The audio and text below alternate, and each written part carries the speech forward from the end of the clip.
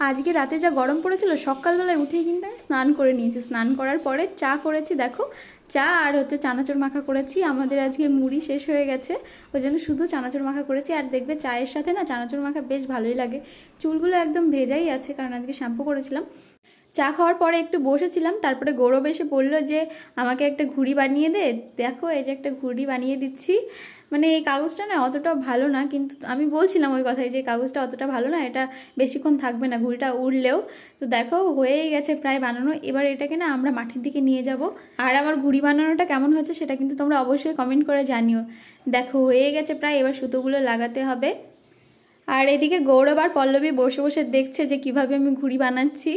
ওরা কিন্তু ঝামেলাও করছিল, মানে দুই ভাই বোন যেহেতু বোঝোই তো, আর এখনো ছোট, একটু মারামারি লেগেই থাকে, ঝগড়াঝাটি লেগেই থাকে। আমি আগে এসেছি,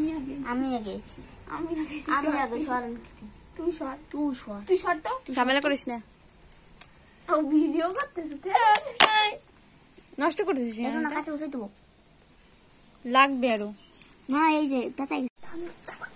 আচ্ছা সর তুই সর, রেডি রেডি।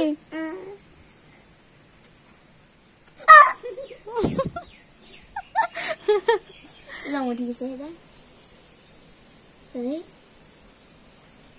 একটা দুটো উঠছে মনে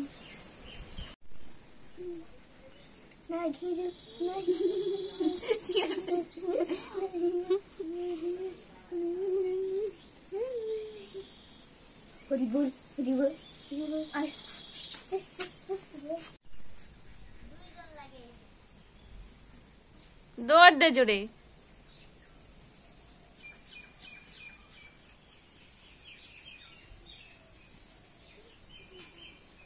দেশ কেটে ছিঁড়ে যাবে না, পট করে টানাটানি করলি। দৌড় দে দৌড় দে।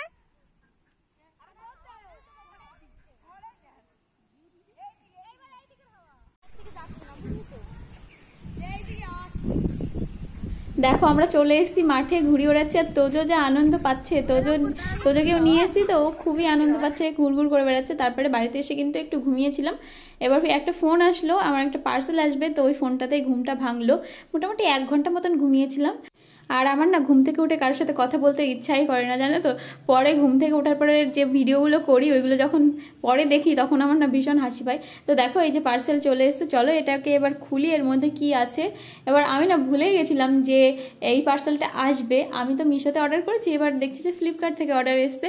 তো এটা অনেক দিন আগে দিয়েছিলাম অর্ডার। এর মধ্যে আছে হচ্ছে ড্রাই ফ্রুটস।